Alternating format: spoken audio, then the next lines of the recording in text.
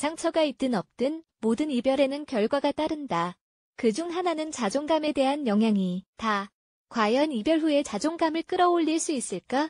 분명 가능하다. 그렇게 하려면 우선 이별 때문에 내 자존감이 영향을 받았다는 것을 알아차리고 인정해야 한다. 우리는 이별 후에 새로운 길을 걷는다. 우리는 혼자가 되었으며 더는 누군가의 손을 잡고 길을 걸을 수 없다. 함께 그렸던 미래는 이제 존재하지 않는다. 이런 상황에서 불안정한 감정이 생기는 건 정상이다. 갑자기 선택을 내리기 힘들어지고 장래가 어둡게만 느껴진다. 그리고 자신을 자책하게 된다. 이별 후에 자존감을 끌어올리는 법 나 자신을 돌보는 것부터 시작한다. 연인과 헤어지고 자존감이 떨어지면 우리는 슬픔에 빠져 자신을 잊어버리게 된다. 운동도 안 하고 끼니도 걸으며 나 자신을 완전히 내팽개 친다. 이별을 극복하기는커녕 자신을 극악의 상태로 이끌고 간다. 친구와 거리를 두고 혼자 지내는 건 좋은 생각이 아니다. 나와 똑같은 경험을 했을 친구들과 함께하며 슬픔과 스트레스를 잠시 내려놓고 조언을 들어보자. 아픔을 느끼며 이 모든 과정을 혼자서 감당하려 하는 것은 아주 자연스럽다. 기간이 너무 오래가지만 않는다면 이 또한 나름 건강한 방법이라고 말할 수 있다. 식습관도 망가지고 운동도 멈추며 자신을 돌보지 않는 상황이 2주 이상 지속하여서는 안 된다. 2주가 넘어서도 이 상태가 지속한다면 우울증의 위험성이 켜지고 있는 것이므로 도움을 요청하는 것이 좋다. SNS에 매몰되지 말자. 이별 후에 자존감을 상승시키려면 SNS를 통해 잠재적인 연애 상대를 만나려는 유혹을 극복해야만 한다.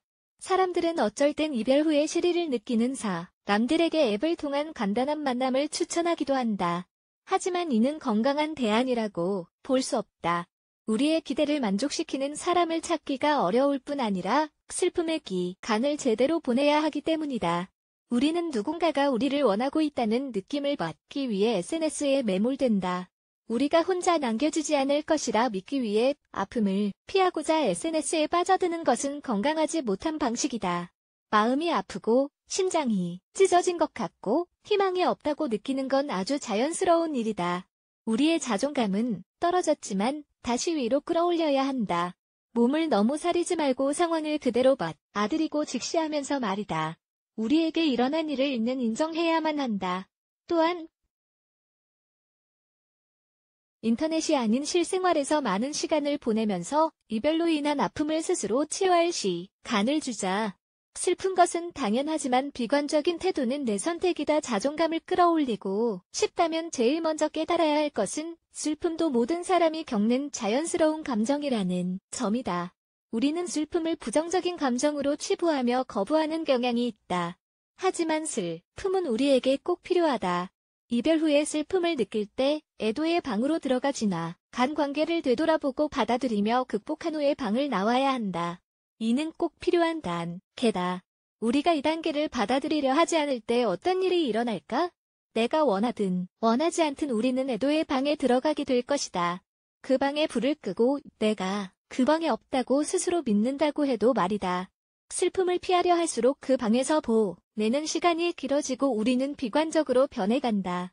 이별과 슬픔을 직면하는 대신 우리 자신을 쳐다보면서 치유되고 성숙하는 경험을 얻는 대신 무시하려 하면서 시간을 보내려 한다. 이별 후에도 자존감을 끌어올리는 방법은 존재한다. 슬픔을 그대로 받아들이고 느끼고 이해하며 나에게 일어난 일을 인정하는 한말이다. 지금은 전혀 희망이 보이지 않을지 몰라도 분명 희망은 있다. 뒤를 돌아보고 비슷한 상황에서 내가 어떻게 견뎠는지를 기억하자.